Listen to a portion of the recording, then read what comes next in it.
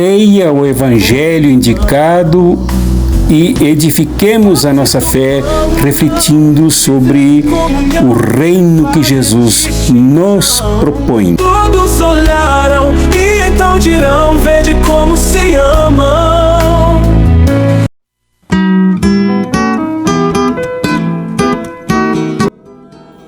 Vocês perceberam aí o banner, né, que anuncia o Evangelho para o domingo 3 de novembro de 2024, no capítulo 12, do versículo 28 ao versículo 34. Vocês já leram aí, né? Se não leram, por gentileza, deem uma pausa aqui para ler este Evangelho. Neste domingo, a partir deste Evangelho, muitas abobrinhas serão ditas. Quero significar com isso que muita água com açúcar, sem profundidade, será chacoalhada e jogada para cima dos fiéis, para cima das congregações, comunidades, paróquias, catedrais, por parte de padres, de bispos, pastores, pastoras, que não estudam cuidadosamente o texto indicado para cada domingo e dizem que lhes vem na veneta, com tanta irresponsabilidade, por exemplo, face a este Evangelho. De que trata este Evangelho? Este Evangelho trata do amor a Deus e ao próximo.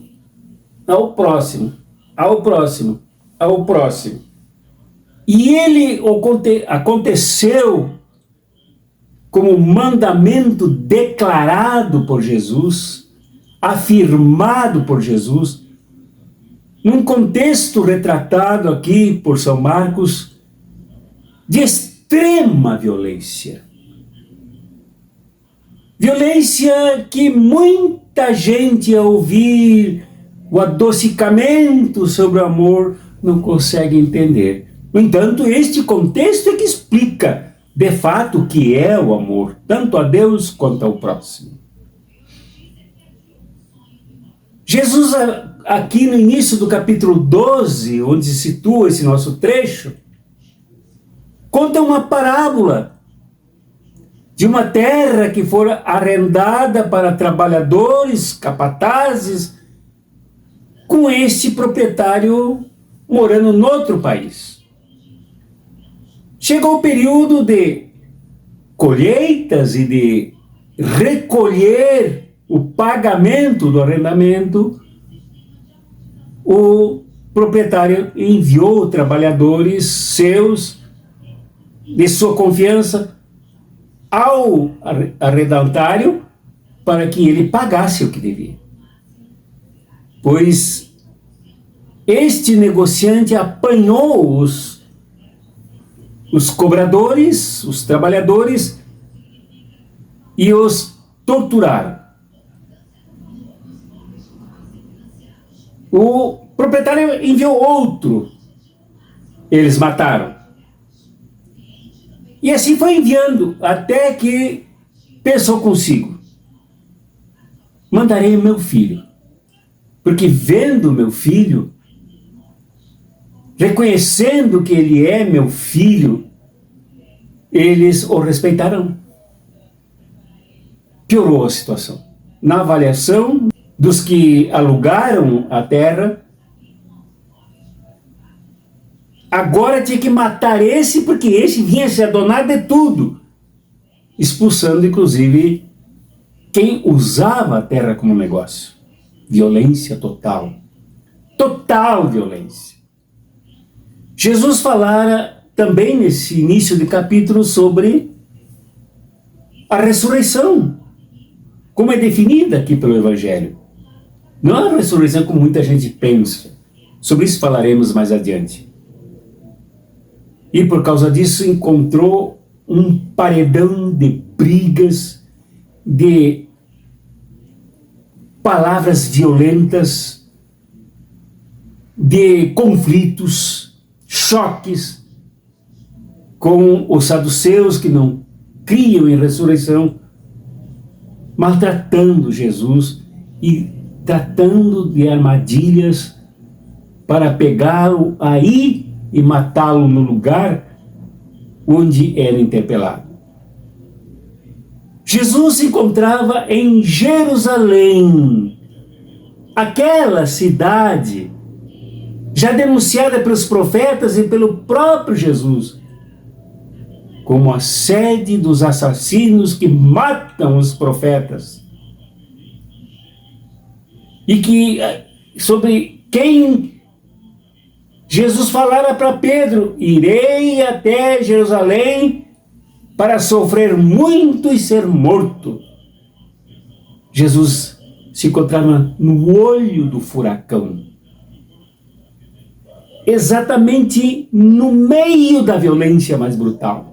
E seria o caso de perguntar, nesse meio no qual Jesus exercia a sua missão de falar sobre o reino, sobre o amor de Deus, era possível definir o que era amor? É possível ainda sequer falar em amor? E não em vingança, em confronto, inclusive armado, contra esses violentíssimos fariseus, saduceus, herodianos, rabinos, sacerdotes, na junção que fizeram com o Império Romano. Não deveriam ser enfrentados com pelotões armados. É lugar e momento para falar em amor.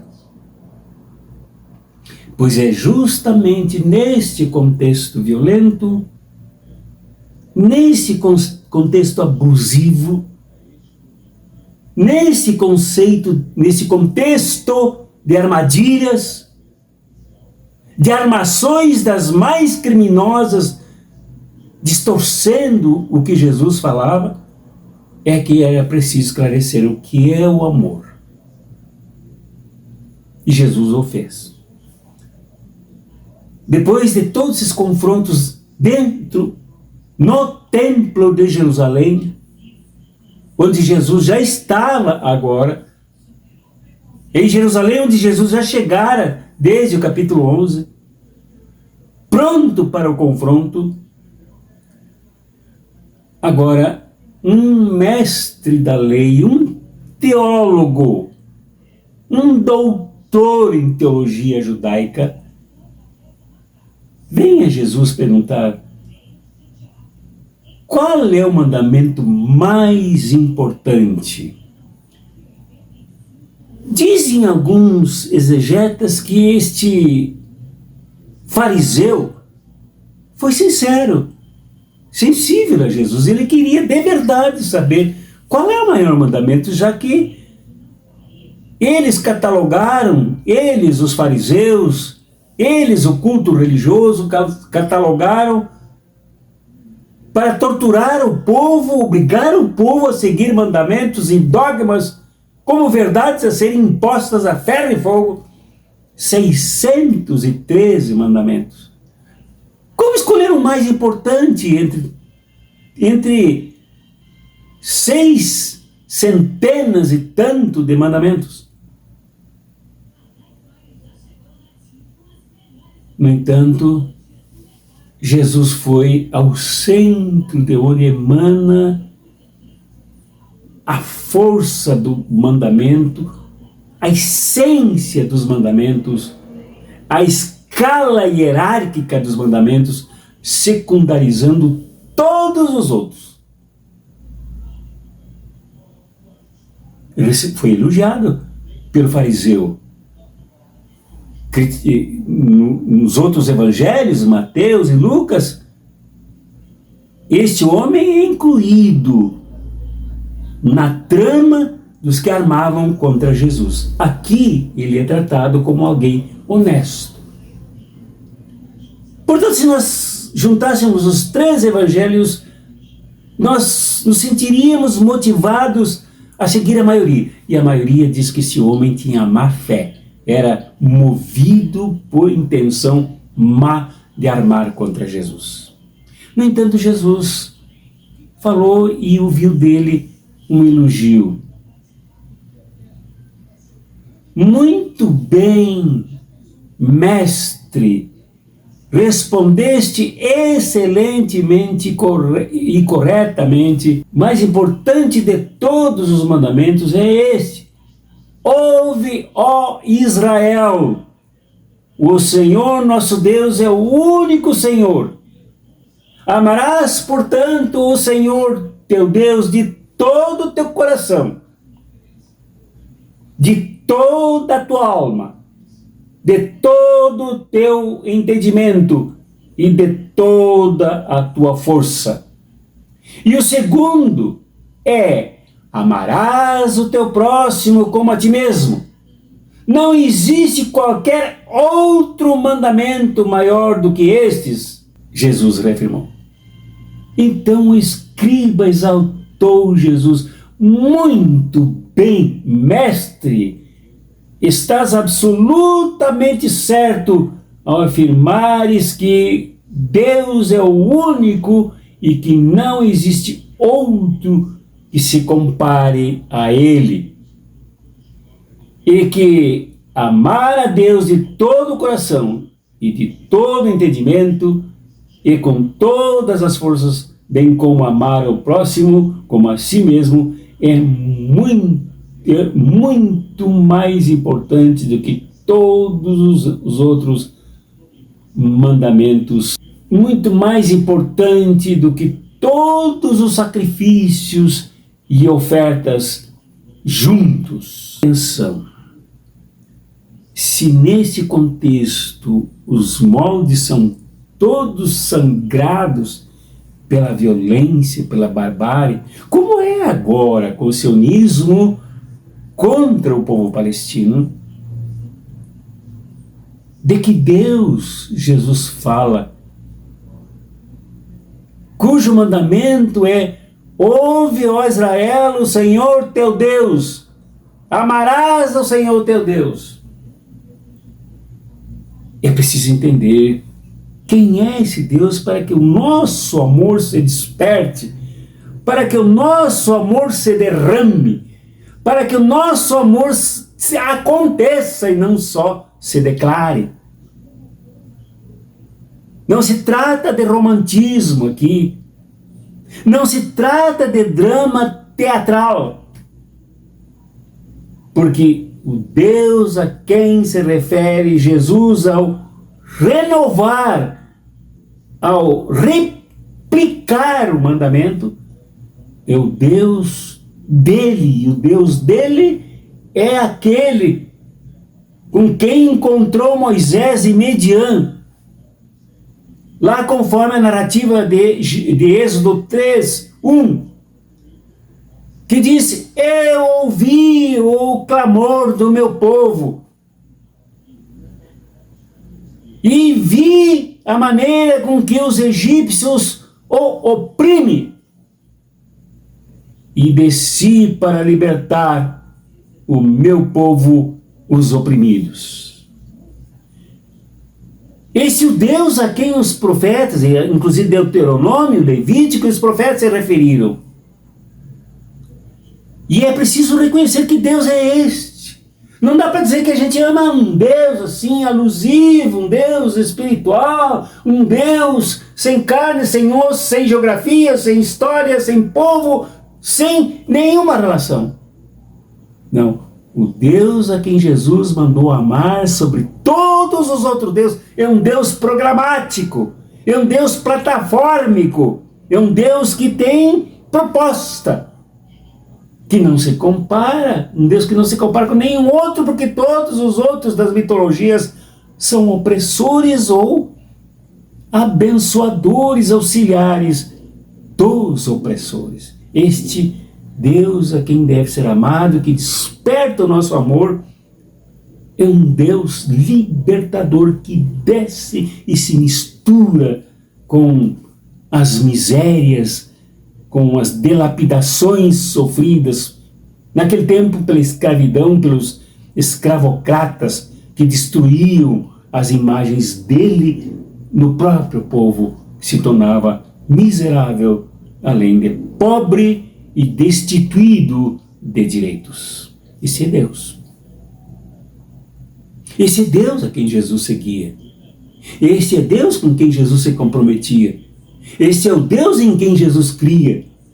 E é cena para que creiamos neste Deus, cujas vestes não são orlas luxuosas, não são mitras bordadas a ouro, usando um cajado feito de pérolas, com todas as roupas, casulos, túnicas e tudo da mais refinada qualidade.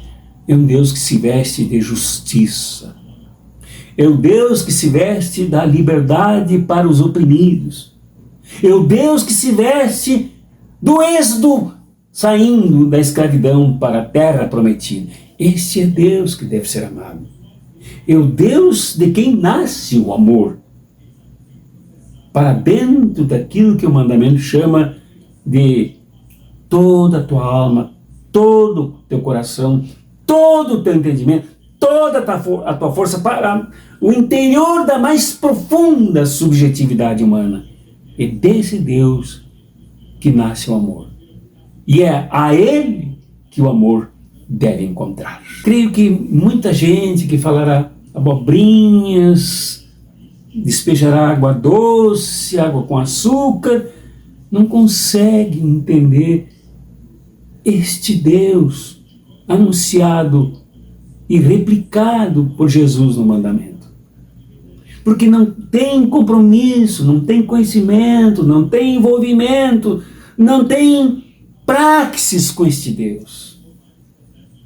Daí o Deus sobre quem falam neste 3 de novembro é um Deus xoxo, é um Deus burguês, é um Deus bochechudo, um Deus que se regala em distribuir bênçãos para cada amanhecer e para cada anoitecer, um Deus que pseudamente está no controle de tudo, e não um Deus que enfrentou as cavalarias, as couraças, as flechas, as carroças armadas dos mais poderosos daquele tempo anterior a Jesus no Egito.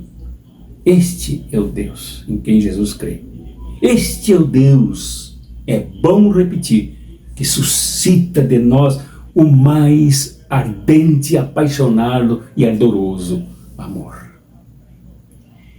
E como disse aqui, ao repetir o que ouviu de Jesus, o mestre fariseu, como disse aqui, amar a Deus de todo o coração e de todo o entendimento e com todas as forças, bem como amar ao seu próximo como a si mesmo, é muito mais importante do que todos os sacrifícios e ofertas juntos.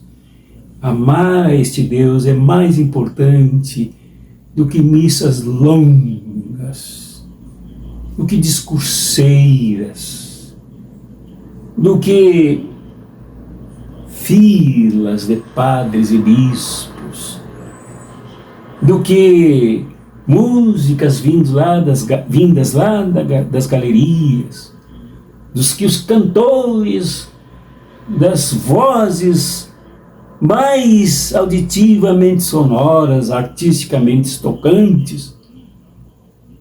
Mais importante esse amor a Deus que vem e se mistura com os sacrifícios do nosso povo, do que os dízimos, do que as ofertas sofridas de um povo encalacrado nas dívidas, na pobreza e na carência de contas bancárias.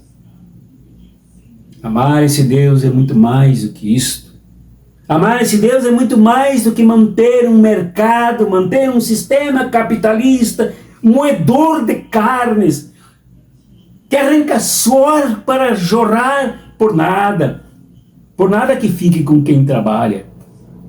Amar esse Deus é muito mais do que louvores e louvores e louvores a um Deus entronizado que não é este o Deus de Jesus, que se mistura com os sangues, os sofrimentos de quem é sacrificado debaixo das botas dos opressores. É esse Deus que devemos amar. E não o Deus das abobrinhas e das águas com açúcar que serão ditas neste domingo, e alguns até eu escuto para ver quanta irresponsabilidade na lida com as coisas de Deus. Quanto vazio, quanto descompromisso com o próprio povo. E o segundo mandamento é: amarás ao teu próximo como a ti mesmo. Claro que há um critério aqui, como a ti mesmo. Tu mesmo tem que cuidar de ti. Tu mesmo tens que cuidar da tua saúde. Tem que preservar a justiça a teu favor. Tem que lutar pelo bem dos outros, e nisso tu te amas a ti mesmo.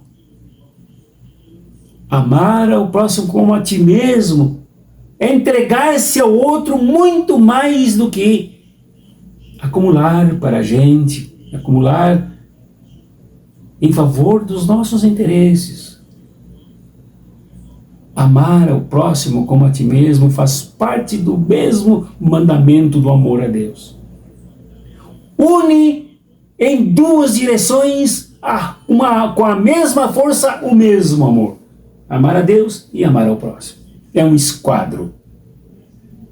É um esquadro na sua verticalidade, se alimentando no Deus que desce.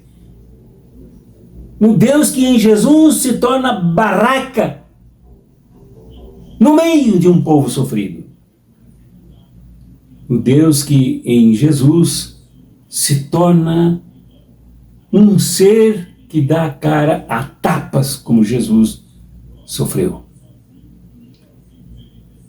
O amor deve se dirigir na mesma direção, sob o mesmo impulso, a mesma força, amar com toda a tua força ao próximo. Ora, Jesus ensinou esse mandamento num ambiente em que o próximo era absolutamente desconsiderado, apesar da força desse mandamento. Lucas conta aquela história do bom samaritano, que um sacerdote olhou ele que ia para casa, vindo do culto, ia do culto indo para casa, olhou o miserável, olhou o tombado, olhou o ferido, olhou o marginalizado, olhou o assaltado, olhou a vítima do sistema violento que destrói as vidas humanas e passou. Isto é o que faz a religião cheia de si, fazendo seus sacerdotes, seus padres, seus bispos, seus pastores, todos passarem de largo pelo sofrimento, contrário ao amor que Jesus lembra aqui. Ama teu próximo como a ti mesmo. Na mesma perspectiva do amor a Deus. Isto não se separa. O amor ao próximo que não teve o levita, o ajudante do culto, que passou de largo. O amor ao próximo, como diz Jesus, é o do samaritano, não religioso como os dois primeiros. Não sabia de mandamentos, mas ele sabia amar. E amar é prática. Amar atua com força na inteligência, no coração, como diz o texto, na mente, como diz o texto, na alma, como diz o texto, mas tem que deslizar para as mãos, deslizar para a prática, deslizar para a combatividade, deslizar para a ação que modifica essa situação. O amor ao próximo não é esperar que o próximo se aproxime, mas o amor de quem ama o próximo faz com que quem ama se aproxime das vítimas da violência, da barbárie, da opressão, da injustiça. Isso é amar ao próximo. Mais do que nunca nós precisamos deste amor, que não é separado. Não é possível louvar a Deus, dar dízimo para Deus, que não é para Deus, né? É para pastor, é para padre, é para bispo, apóstolo, né? Que estufam os seus cofres com o dinheiro do povo e sair dali achando que doou tudo para Deus e passa pelos espolhados, pelos feridos, liga a televisão e vê aquele noticiário com tanta barbaridade e nada sente a não ser dizer glória a Deus, aleluia, sem nada fazer para transformar o mundo vítima da violência denunciada pelo Evangelho de São Marcos. Amar ao próximo é continuidade necessária do amor a Deus.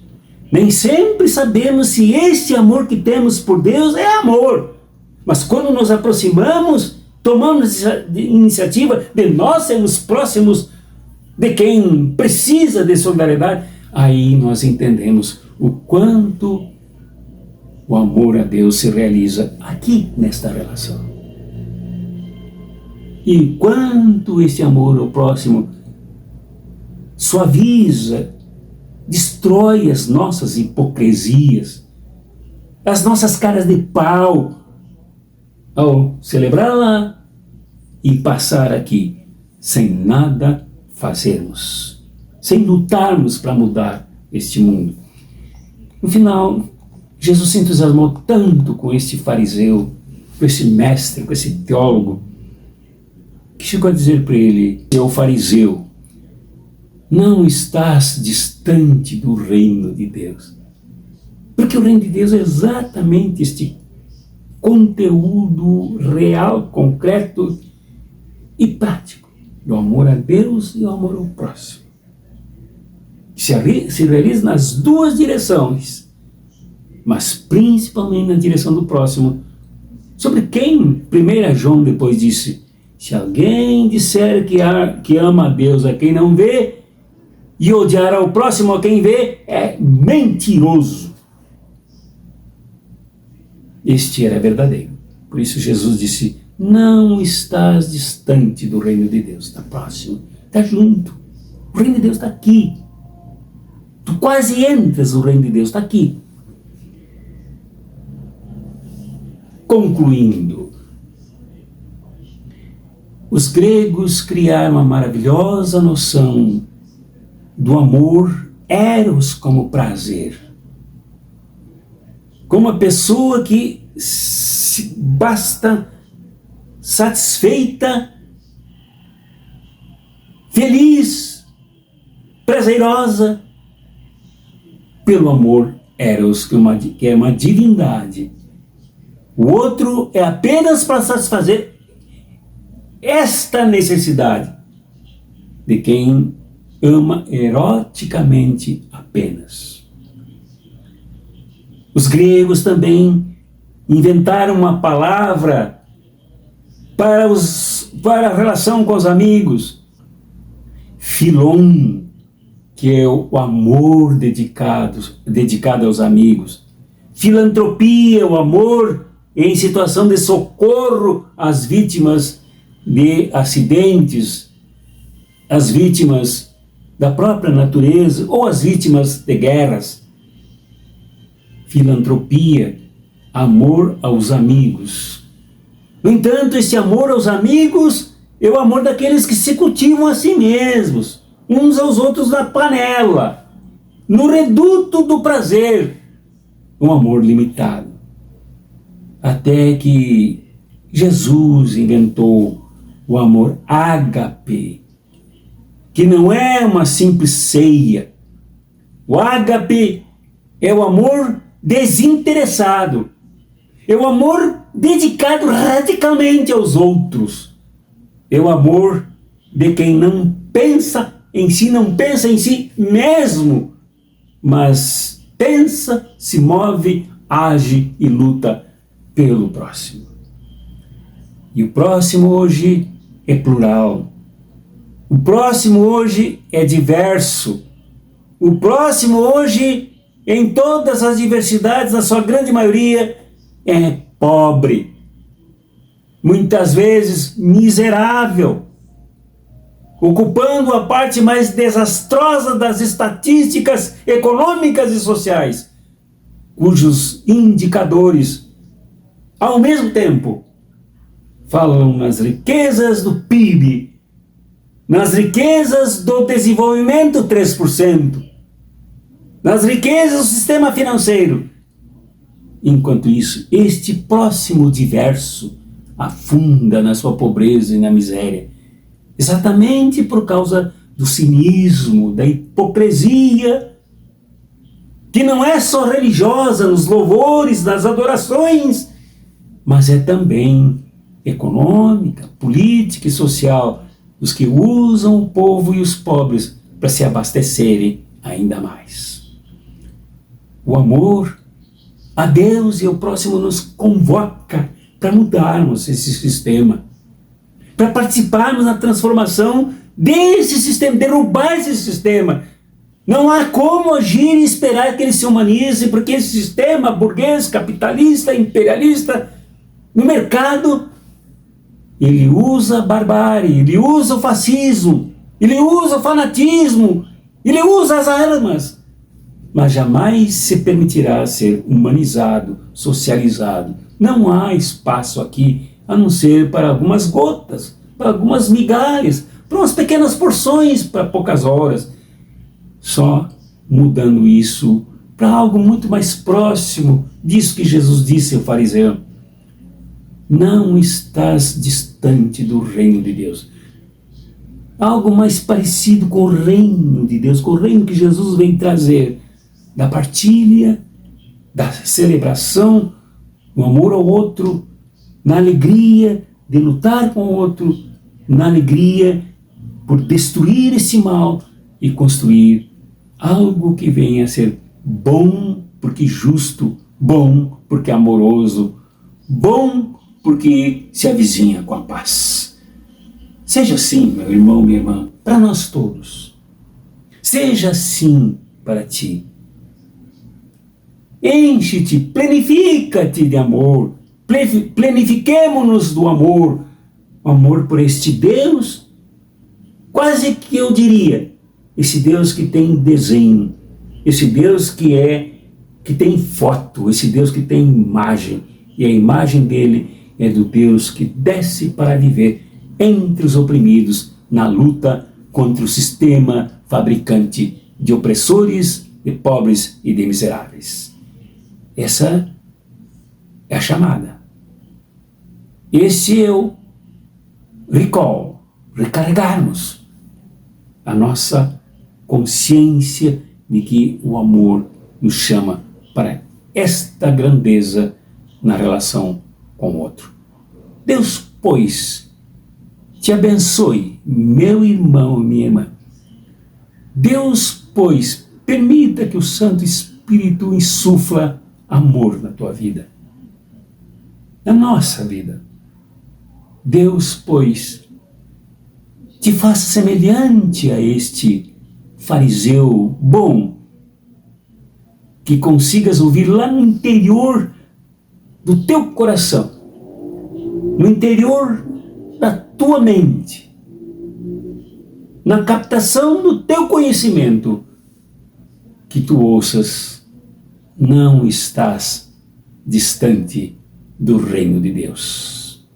Em nome do Pai, do Filho e do Espírito Santo. Amém. Leia o Evangelho indicado e edifiquemos a nossa fé refletindo sobre o reino que Jesus nos propõe. Todos olharam e então dirão: vede como se ama.